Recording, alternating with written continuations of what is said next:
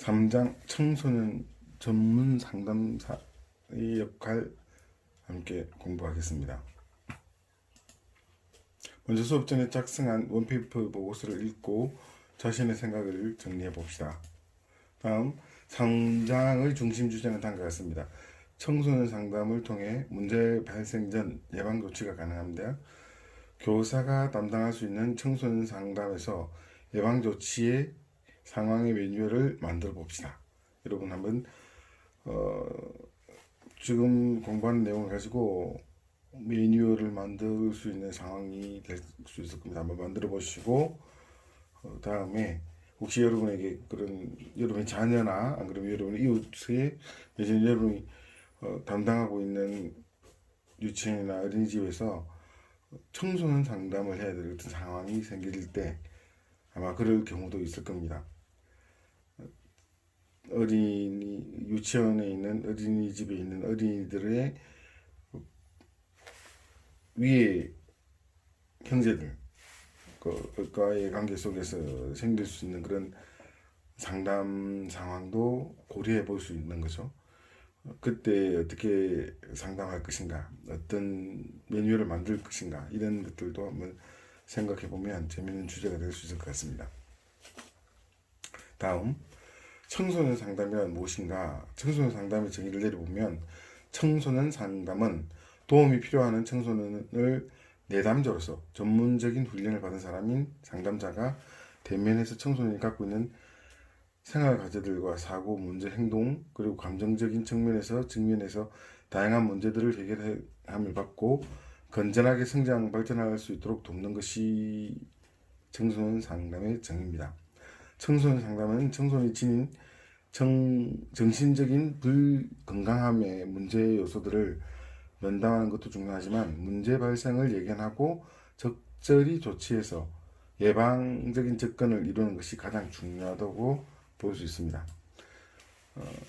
청소년 발달의 특징과 가입에서 청소년이란 아동의 성인기로 전환되는 과도기라고 볼 수 있습니다. 본장에서 서론에서도 언급했듯이 청소년기는 생애 발달 과정 중에 신체적, 정신적, 사회적으로 다양한 변화가 가장 많이 발생하는 시기입니다. 원래 이 청소년이란 말은 라틴어 아톨레스케레라는 말에서 온 말인데 이 자라나는, 성장하는 이런 말입니다. 여기서 온 그 의미는 성숙한 사람으로 성장되어 간다. 그런 의미를 가지고 있습니다.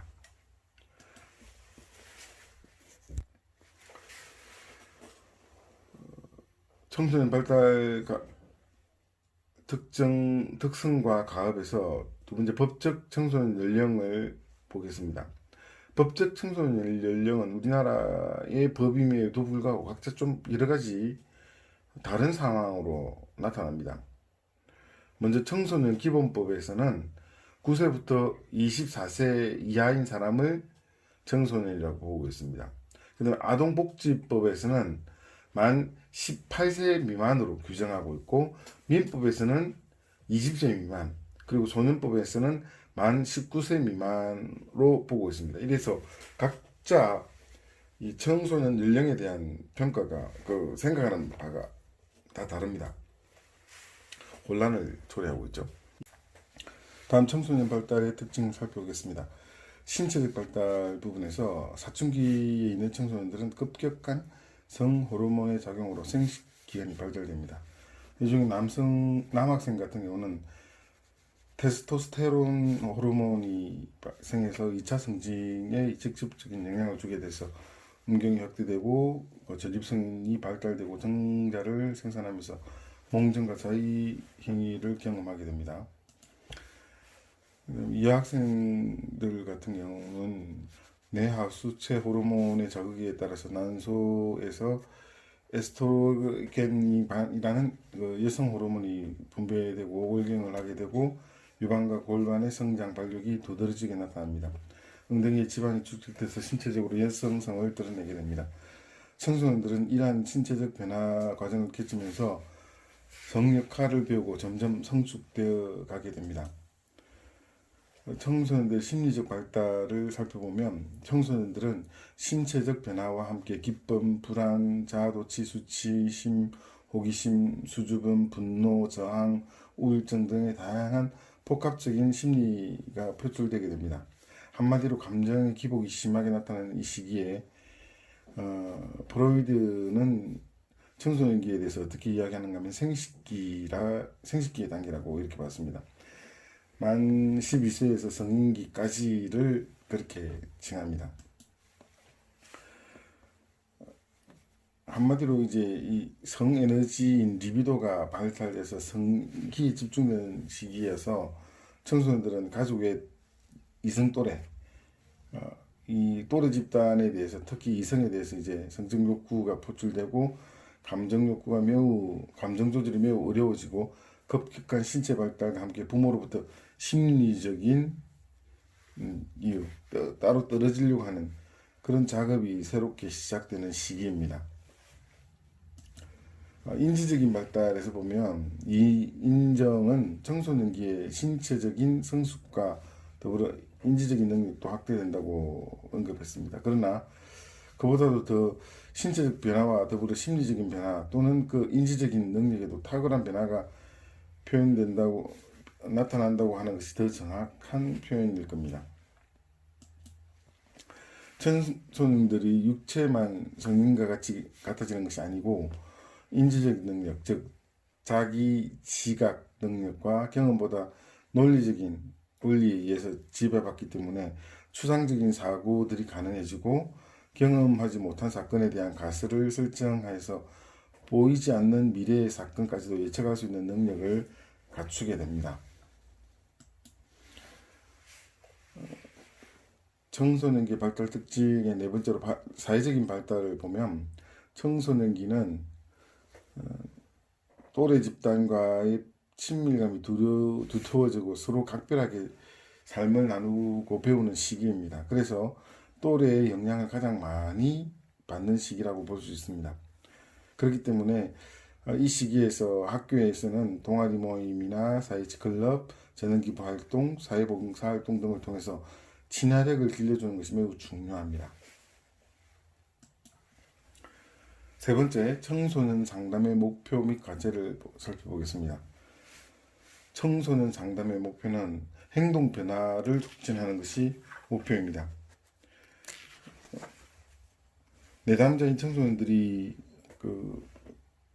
생산적이고 만족스러운 웰빙 생활을 할 수 있도록 행동 변화의 촉진을 갖춰줘야 됩니다. 이때 대개 청소년들은 미성숙한 사고를 가지고 있고 불안정한 감정 조절에 문제가 있기 때문에 그래서 행동 변화에 초점을 맞춰주는 것이 상담의 목표라고 할 수가 있습니다. 두 번째는 의사결정 기술의 함량이 필요합니다. 청소년들은 합리적인 판단, 의사결정을 내리기가 어렵습니다. 그래서 대부분의 경우 즉공적이고 충동적인 그런 결정을 하기 쉽고 때문에 불만족스러운 상황에 놓이기 쉽습니다. 그렇기 때문에 이 청소년들에게 의사결정을 잘 할 수 있도록 심리적인 내지는 상황적인 상담을 해줘야 됩니다. 세 번째, 인간관계의 개선이 필요합니다. 청소년기에 또래 집단과 어울리기 좋아하고 또 또래 사이에서 가치 규범을 배워 나가면서 인정 욕구가 굉장히 강한 시기입니다.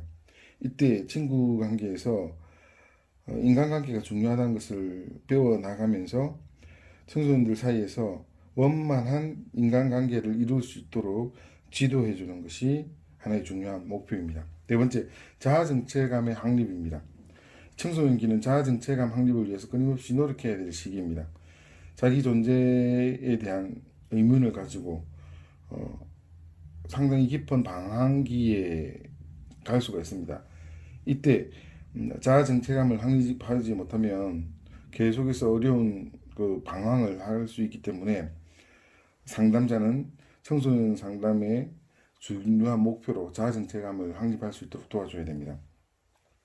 마지막 다섯 번째로 긍정적이고 건전한 가치관을 확립시켜줘야 됩니다. 긍정적인 자아 확립과 인간관계 형성을 위해서 혼란기에 겪고 있는 청소년들에게 자상이 정확하게 만들어질 수 있도록, 건강한 가치관을 만들어질 수 있도록 도와줘야 됩니다. 대개 보면 이 시기에 부정적이면서 열등감적인 인간관계를 맺기 쉽습니다. 그렇기 때문에 이 시기에 적절한 자신감 그리고 바른 가치관을 정립할 수 있도록, 더 나아가서 미래를 자기가 스스로 건전한 어떤 사고력을 가지고 설계해 나갈 수 있도록 도와주는 것이 상담의 중요한 목표입니다. 다음, 청소년 상담의 과제 부분입니다. 먼저 첫 번째, 청소년 문제 해결 부분입니다. 청소년의 문제 해결은 이 시기에 문제는 다양합니다. 비슷한 부분도 많고 또 다양하기 때문에 건전한 성숙과 성장을 가져올 수 있도록 도와주는 것이 중요합니다. 청소년 문제의 심각성이 점점 고조되고 이 시대 자체가 굉장히 청소년들에게 어려운 문제를 직면하게 만들어주는 부분들이 많습니다. 그래서 청소년들의 상담은 청소년 정신세계나 생활에 영향을 주는 것이라면 그 어떤 것이라도 다 다루어져야 되는 다루어져야 됩니다. 두 번째, 청소년의 이상심리 치료 부분입니다.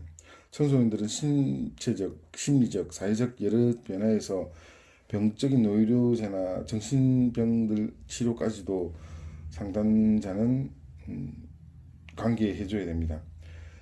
단지 성격 장애뿐만 아니라 발달에서 나타나는 장애도 적극적으로 치료할 수 있도록 상담자는 좀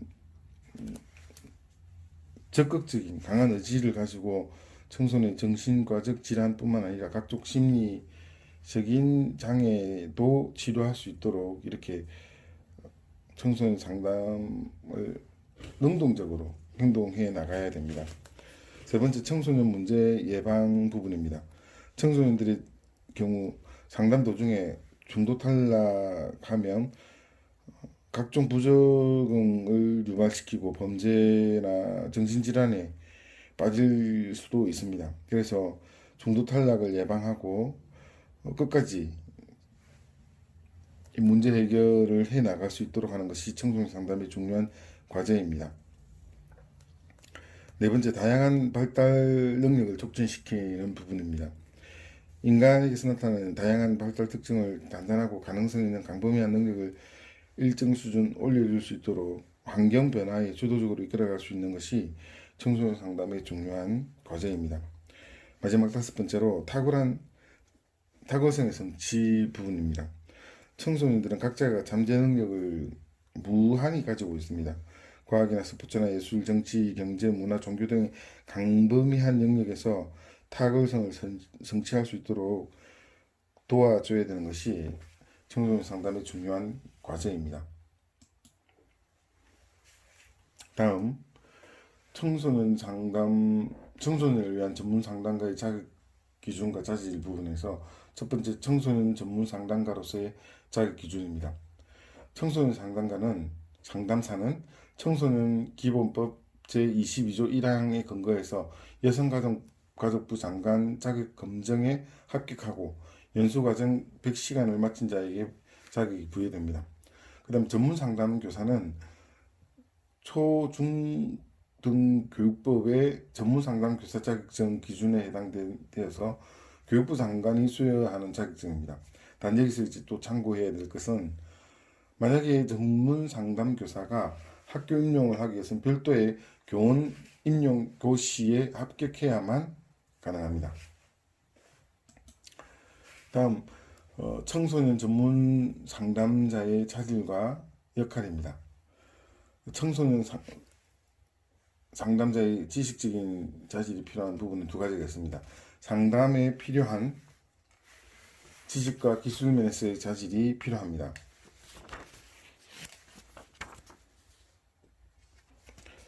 상담 활동을 위해서 지식과 기술 면에서 기본적인 성격, 상담 과정, 진단 체제 등에 대해서 원리 및 안목을 가지고 있어야 됩니다. 그래서 이런 활동을 하기 위해서는 전문적인 상담학 공부를 해두어야 됩니다. 그리고 청소년들이 가지고 있는 또 특징들을 잘 이해하고, 다음, 카운셀링을 했을 때 비밀 보장을 한다든지 심리 검사를 실시했을 때 그것을 해석해낼 수 있는 그런 기술적인 면도 갖추어야 됩니다. 청소년 상담이 지원 활동을 위해서 지식적인 자질이 필요한 부분들이 있습니다. 숙련된 전문 상담사가 되기 위해서는 여러 활동을 통해서 경험을 쌓아 나가야 됩니다. 다양한 그 교육을 통해서 경험을 쌓고 실제로 정책 관련 자질을 갖추고 비판하고 또 세울 수 있는 능력을 갖추고 있어야 됩니다. 그래서 상담 지식뿐만 아니라 법, 교육, 건강, 체육, 복지, 과학 등 다양한 부분에서 지식을 갖추어야 됩니다. 두 번째, 청소년 상담가의 기술적인 자질에서 이 부분은 세 가지로 나눠서 볼 수 있습니다. 먼저 개인 상담을 위한 기술적인 자질 부분입니다. 개인 상담을 위해서는 라포 형성을 할 수 있는 그런 능력이 굉장히 중요합니다. 상담자와 내담자가 서로 경청하고 공감할 수 있는 그런 스킬이 필요합니다. 두 번째, 집단 상담을 위한 기술적인 자질이 필요합니다. 집단 상담은 집단원이 많기 때문에 집단원을 통합하는 리더십과 집단 역동성을 일으킬 수 있는 힘이 중요합니다. 그래서 거기에 참여하는 사람들이 아이스 브레이크를 통해서 역동성을 발휘하고 함께 전체적인 힘의 흐름을 따라서 마음을 다 오픈할 수 있는 그런 방향을 잘 리드할 수 있는 능력을 갖춰야 됩니다. 세 번째, 가족 상담을 위한 기술적인 자질이 필요합니다. 가족 상담을 위해서 가족 규칙을 만들어주고 역할을 만들어주고 균형을 잡아주는 그런 기술이 필요합니다. 이때는 뭐 행동 시연이나 역할극을 통해서 또 향상성을 유지할 수 있도록 지도하는 것들이 중요합니다. 비정상적인 작용이나 가족 역동성을 조절을 해줘 바로 잡아주거나 가계도나 생활 태도 등을 바로 잡아주는 것, 이런 것들이 상담사가 가족 내에 나침반 역할을 해주는 역할이기 때문에 굉장히 중요하게 갖춰야 될 자질들입니다. 세 번째, 청소년 상담가의 인간적 자질은 세 가지로 자신에 대한 영역, 충분한 이해, 타인에 대한 성숙한 배려, 그리고 상담에 임하는 태도로 세 가지로 나눠서 생각해 보겠습니다. 먼저 청소년 상담가의 인간적 자질에서 첫 번째, 자기에 대한 충분한 이해가 필요합니다. 상담자는 자기 자신의 갈등, 가치관, 목적 등이 내담자의 활동에 영향을 줄 수 있다는 것을 충분히 이해하고 자기 스스로를 통제할 수 있는 능력을 갖추고 있어야 됩니다.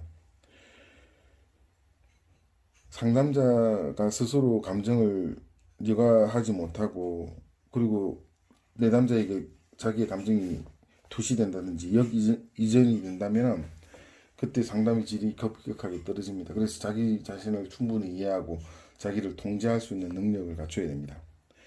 두 번째, 타인에 대한 성숙한 배려가 필요합니다. 민간기에 있는 청소년 내담자들 중심으로 상담하는 상담자들은 타인에 대한 신뢰감, 인격적 존중, 공감대 형성, 어떠한 경우에도 인내심을 갖출 수 있는 그런 태도가 필요합니다. 상담자가 상담에 있어서 기본적인 태도를 갖추지 못한다면 내담자는 상담자에 대해서 굉장히 불안해하고 괴리감이 발생합니다. 그러면 진정한 상담이 이루어지기 어렵습니다. 그래서 타인에 대한 성숙한 배려를 할 수 있는 그런 성숙한 상담자가 필요합니다. 마지막으로 상담에 임하는 태도입니다. 청소년 전문 상담가로서 상담 전문직에 대한 사명과 의식을 가지고 임해야 됩니다. 오랜 훈련을 통해서 자기 성찰할 수 있는 그런 능력을 갖춰야 된다고 봅니다. 윤리적으로 도덕적으로 결함이 없어야 되고 비밀 보장에 숙련을 갖추고 있는지 본인이 아무리 전문가라도 실수할지 모르기 때문에 항상 겸손한 마음으로 자기 자신을 돌아보고 자기보다 좀 더 단위가 높은 슈퍼바이저들을 통해서 심리적인 자신의 변화를 그때그때注意하고 점검해보는 필요가 있습니다. 이상입니다. 오늘 수업은 여기까지 하겠습니다. 다음 주는 4장 학교 신체 폭력 사례와 대처법에 대해서 함께 공부하겠습니다. 고생하셨습니다.